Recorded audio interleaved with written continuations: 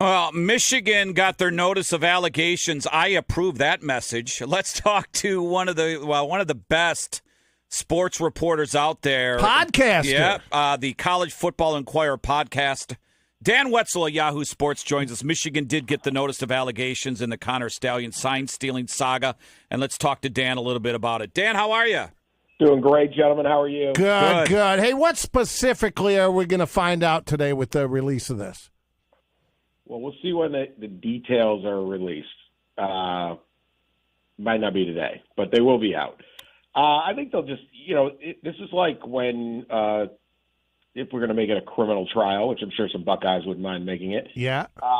This is like when they arraign you and say, look, here are the charges against you. You stole the car. We know it because we saw the video of you stealing the car, or there's two witnesses or whatever. So the notice of allegations is that. So we should get more details, and some of that has been already leaked out as these things tend to happen. They're not quite the police or the prosecutor's office, the NCAA, or maybe it's on purpose. So, there'll be, this is the exact games that potentially these are the exact games that we send people to. This is how many videos. But there will be no finality after today. They're still investigating. It's still going. God, this thing is just not investigating. But Michigan then would have, I think it's 90 days to respond. Okay. Say, we didn't do this. We did do this. We didn't do that. The big thing is Sharon Moore, now the head coach, offensive coordinator last year or the last couple of years, deleted some text messages with Connor Stallions. What's in those text messages? Sharon Moore in Michigan say it was he just panicked and quite foolishly deleted it. But there's nothing in there that says, "Hey, go film Ohio State play Purdue." So we'll see. We'll get some of that information. Michigan's going to get 90 days to respond. After that, I think the NCAA gets 60 days to respond to that. Then if there's going to be a hearing, it's scheduled 2 to 3 months after that. So it'll be next spring. Nobody's getting the guillotine today. Nobody's getting walking free either.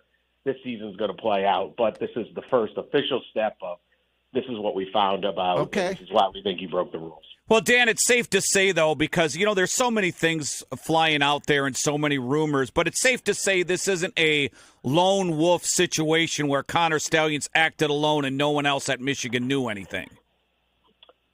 Well, that's what we're going to find out.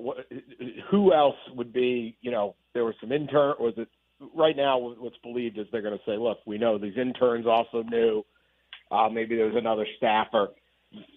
Even in the leaked documents, and the NCAA has made no implication that Jim Harbaugh knew, Sharon Moore knew. Again, they said, well, you deleted these text messages, but if there was, they were able to get the text messages. So if there was incriminating evidence in this, they would be going after Sharon Moore. Well, they do have video, though. There is video of him on the sidelines talking to a coordinator. Well, he definitely talked to coordinators because he was the guy that knew how to steal the signs and decipher every coordinator in America has someone doing that. So again, the hard part of this case is you're allowed to steal all the signs and you're allowed to know every single sign that's going on the other side. If you figure it out and you can stand there right next to the coordinator and go, they're in a run formation. They're going to run a jet sweep to the right probably.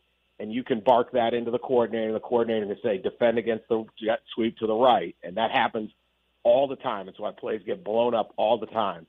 Most teams have everyone's signs, especially by the end of the year. You can do all of that. None of that is incriminating. The only thing they're hitting Connor Stallions in Michigan on is you're allowed to steal those signs by watching game tape, coaches' footage, and stealing the signs from what's in the background, watching the Fox broadcast, right, and seeing what's on the side, having your friends who played them the week before and watched in person send you the signs. You can steal the signs every single way. What you can't do is what Connor Stallions did, which was I'm going to send people out 2 games ahead of time, like my friends, my family, whatever, and either videotape or watch in person. So it's a very fine line. You can steal all the signs you want. You just can't steal them this way. Dan Wetzel is with us this morning. So having heard what you just said, I mean, does it warrant a Netflix documentary? It sounds, I don't know. Well, people are going to watch. They're going to watch because everyone's talking about it. Yeah.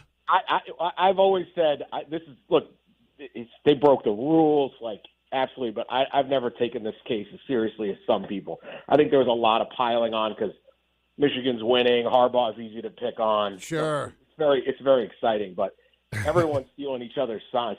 I liken it to Deflategate, where there was this hysteria with Tom Brady. Oh my God, these footballs are a little bit underinflated. This is why the Patriots won. This is Tom Brady's secret. And he went on and won like 3 or 4 more Super Bowls. I think it was Tom Brady, not the deflation. So it's a violation of the rules. Yes. There should be punishments, all that. Do I think like Michigan's going, 10-25 the last 3 years? If they don't have Connor, no, I don't. I think they won because they had 13 guys got drafted last year, and they got a lot of really good players and all that. But it's violations. I've always thought this was a little bit overblown, but doesn't mean they weren't doing it. Right. We'll see what the penalties will be, but there will be no excitement of like we're stripping the title, you're banned from this year coming up. Anything like that's going to happen today or this week. Dan Wetzel, Yahoo Sports, the podcast College Football Inquirer. So you just kind of mentioned some of the punishment. Let's say it's all, because Tony Petitti kind of sent that 13-page letter. We have proof of this. These are the certain games. So they know that he had set up they had the spreadsheet. So regardless of it's good or bad or whatever, as they did, the proof looks like they did do it. Are we talking like they would vacate wins? Probably not the championship, but every game they have proof, do they just vacate wins? And when you consider this is they're 2-time offenders, I'm assuming that's going to make it even worse, correct? Yeah, I mean, they just got hit for some recruiting violations and other stuff like that. So I don't know what the penalty is going to be. It'll be very interesting. Obviously, the big penalty for Michigan is Harbaugh's gone. Yes. Right? Whether it's not a good look. Penalty, or they just ran him out of town because he was going to get hit. I mean, Jim Harbaugh is an exceptional football coach, right? He's one of the best football coaches in the country, pro, college, whatever. So losing him as your punishment, I don't think that's enough. The problem with the NCAA right now is they don't really have an ability to punish teams because of the way recruiting works. You used to be able to say, hey, 10 less scholarships, or you can't bring guys in on official visits, and that was really the penalty because you would weaken a team. They're paying guys $500 million to come play. They don't care about the scholarship. The $40,000 scholarship's not that big of a deal. Yeah, they don't have any teeth anymore. The NC2A, no. They're an afterthought. They could strip victories. I don't know. Buckeye fans would like that, Dan. They would like that. I don't really know what that stuff really does. That is potential. The other one is the real one is we're going to ban you from a postseason in the future. They have said they don't like doing that because it's not fair to the current players.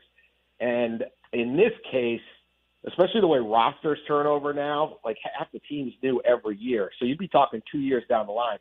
And I do think there's something to be said where the players, even the ones who were on the team, had nothing to do with this. They aren't in. This is a staff and something that was getting done. It's not like Blake Corum was telling Connor Stallions to go do this, right? Like those guys didn't have anything to do with it. So the players or the current players on the team, they don't like to punish those players. They've taken that philosophically, saying we don't want to do postseason bans anymore. That would be the biggest penalty they have. But in terms of recruiting sanctions and stuff, I just don't think it works anymore. I think their system was designed for something 5-10 years ago, and nowadays you can have my scholarship. I'm getting $1 million to play here. Whatever, I'll pay my own tuition. And Dan, you know what's interesting is we've had Gene Smith on so much and Ryan Day over the years. The relationship at Ohio State between head coach and AD, so good, so tight, such a tandem. Harbaugh and this Ward Manuel, they fought from day one. They could not stand one another. That's a lot of the reason why. That and the money. But Harbaugh was behind the scenes. He hated that administration up there. They butted heads constantly. Butted heads with everybody. Yeah, that's true. dating back to his playing days under Schembechler, Mike Ditka. You know, I mean, he led the 49ers to the Super Bowl and was gone in a year later.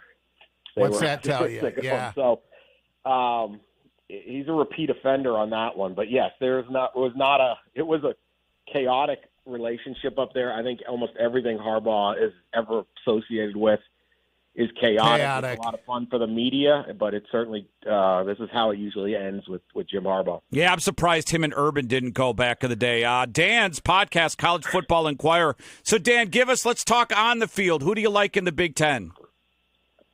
Well, I like Ohio State, obviously. I mean, the team is absolutely stacked. Big Ten and potentially for the national title. It's a different system now. You're gonna have to win at least 3 playoff games, which makes just throws another level into this.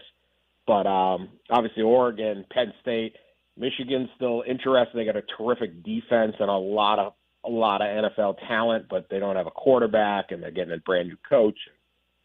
They're getting notice of allegations dropped on the first Monday of the week. So that chaos is still going on. But I think this is Ohio State's conference to dominate right now. It'll be. I mean, look, they got to go to Oregon. They got to go to Penn State. They get Michigan late. But this team is absolutely stacked. I mean, it should be such a fun season in Columbus. I was watching just coincidentally.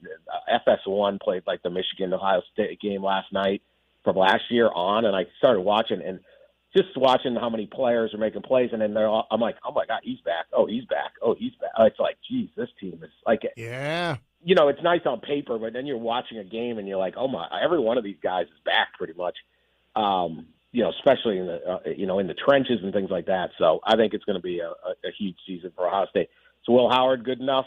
That's pretty much the only question. He's played really well at Kansas State. Is he a truly elite quarterback? It's probably the lone question mark that I think will probably get answered in the affirmative.